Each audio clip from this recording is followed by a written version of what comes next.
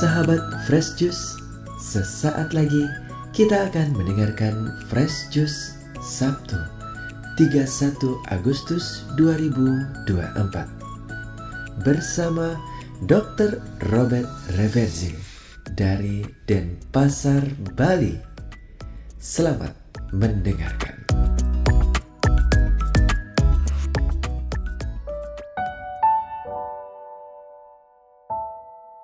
Dalam nama Bapa dan Putra dan Roh Kudus. Amin. Shalom saudara dan saudariku terkasih dalam Kristus.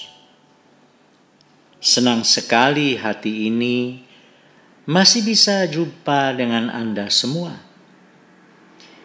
Kita juga boleh sangat bersyukur bahwa Republik Indonesia ini sampai kini masih eksis melewati 79 tahun merdeka. Akan tetapi, meskipun kita secara duniawi telah merdeka, apakah secara rohani iman kita juga sudah merdeka? Sudahkah hati sanubari kita merdeka dari cara berpikir duniawi, menjadi murni berpikir seperti yang Yesus inginkan? Mari kita baca Injil hari ini dulu, yakni yang dari Matius 25 ayat 14 hingga 30.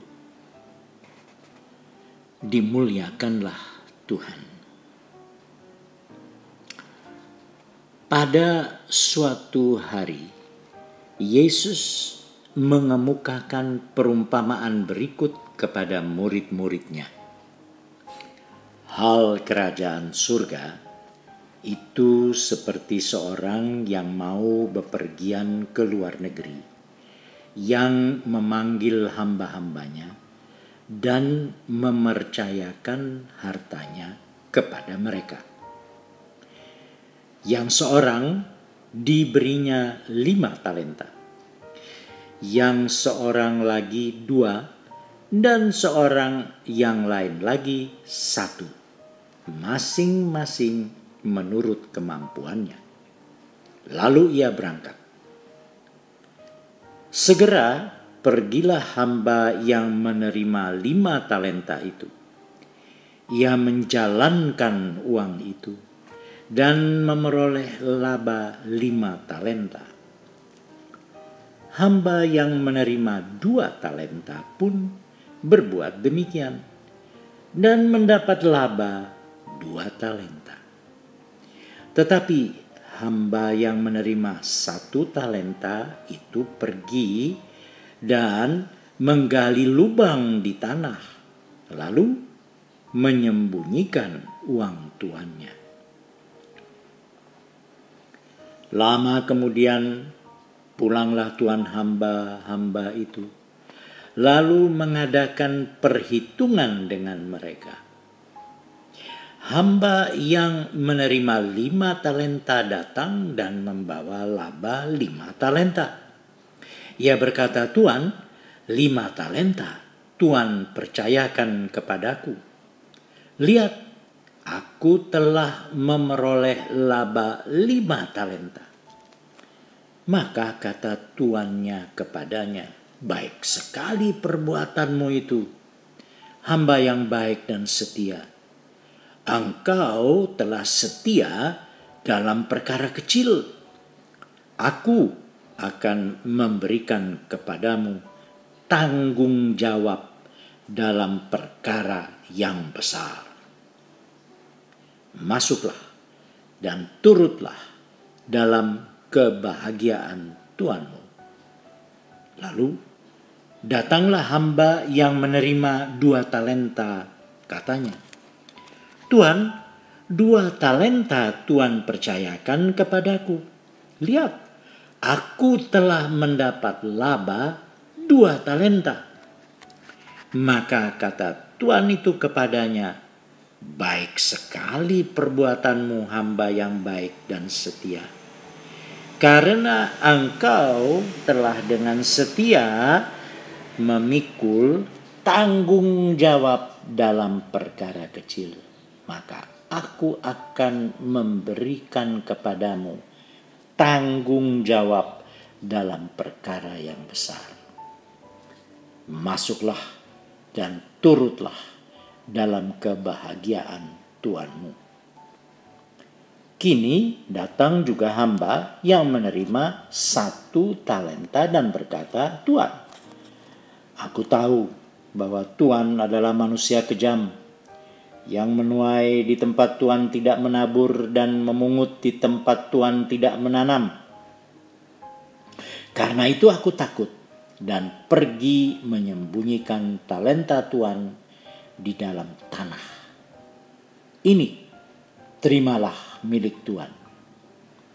Maka tuannya menjawab, hei engkau hamba yang jahat dan malas. Engkau tahu bahwa aku menuai di tempat aku tidak menabur dan memungut di tempat aku tidak menanam. Seharusnya uangku itu kau berikan kepada orang yang menjalankan uang, supaya sekembaliku aku menerima uang itu serta dengan bunganya. Sebab itu ambillah talenta itu daripadanya dan berikanlah kepada orang yang mempunyai 10 talenta itu. Karena setiap orang yang mempunyai akan diberi sampai ia berkelimpahan. Tetapi siapa yang tidak punya, apapun yang ada padanya akan diambil. Dan buanglah yang hamba tidak berguna itu ke dalam kegelapan yang paling gelap. Di sana akan ada ratap dan kertak gigi. Demikianlah sabda Tuhan. Terpujilah Kristus. Mengapa ya di sini Yesus memakai perumpamaan tentang nilai uang? Jawabannya gampang. Sebab kuping manusia akan langsung berdiri dan mata manusia akan langsung hijau kalau mendengar kata uang. Dan uang dalam perumpamaan ini bukan uang kaleng-kaleng, melainkan uang besar. Sebab nilai 1 talenta di zaman Yesus itu setara dengan 29 kilogram emas. Hehehe. Saya sudah bisa menebak bahwa mendengar ini pasti ada yang ingin buka kalkulator dan mencoba cari tahu berapa rupiah nilai 1 talenta. Begitulah kira-kira ketertarikan kita manusia kepada uang. Dan Yesus tahu itu. Karena itu Dia memberikan perumpamaan ini tentang uang. Ketika Yesus mengajari murid-muridnya tentang kerajaan surga pun, pasti banyak di antara yang hadir waktu itu langsung lebih fokus dan lebih menyimak kata-kata Yesus dalam perumpamaan tentang talenta ini, tentang uang besar ini. Saudari dan saudara sesama kekasih Tuhan, sebenarnya pesan yang terkandung dalam perumpamaan tentang talenta tadi sama sekali tidak ada kaitannya dengan uang. Kaitannya lebih banyak tentang tanggung jawab. Sebab itu istilah tanggung jawab dalam perikop ini sampai diulang 3 kali. Tanggung jawab tentang apa? Tanggung jawab tentang apa yang kita akan lakukan setelah mendapat pemahaman dan pengertian serta pengalaman baru tentang siapa dan bagaimana Allah serta apa kerajaan surga itu dari ajaran-ajaran Yesus. Banyak dari kita, meskipun di sini dan di sana sudah basah kuyup disiram dengan firman Tuhan, masih saja bebal hati dan tidak mau 100% percaya dan berserah serta mengandalkan Yesus Kristus saja. Contohnya apa? Contohnya banyak. Tetapi hampir semua contoh itu intinya adalah meskipun Yesus sampai lelah menjelaskan tentang hebat dan mulianya kerajaan surga, tetap saja yang mendengarkan penjelasan-penjelasannya akan lebih tertarik kepada kerajaan dunia. Kita sudah kenyang melihat kemunafikan diri kita sendiri dan juga orang lain yang pura-pura saleh dan suci. Tetapi meskipun dituntut daripada mereka untuk secara bertanggung jawab mengabarkan keselamatan yang dari Kristus dan menjelaskan tentang kerajaan surga dengan kata dan perbuatan, tetap saja berhamba kepada dunia. Saudara, apa sih contoh orang yang berhamba kepada dunia? Hamba-hamba dunia ini adalah mereka yang imannya suam-suam kuku. Buktinya apa? Buktinya dalam tanda petik agama yang mereka anut adalah agama yang saya kasih nama agama pokoknya selamat. Artinya apapun dan bagaimanapun ukurannya adalah selamat yang sangat condong kepada keselamatan duniawi. Salah satu contoh yang baru saja saya dengar adalah ada keluarga yang meminta Romo datang untuk memberkati rumah mereka dan mengusir roh-roh jahat secara Katolik.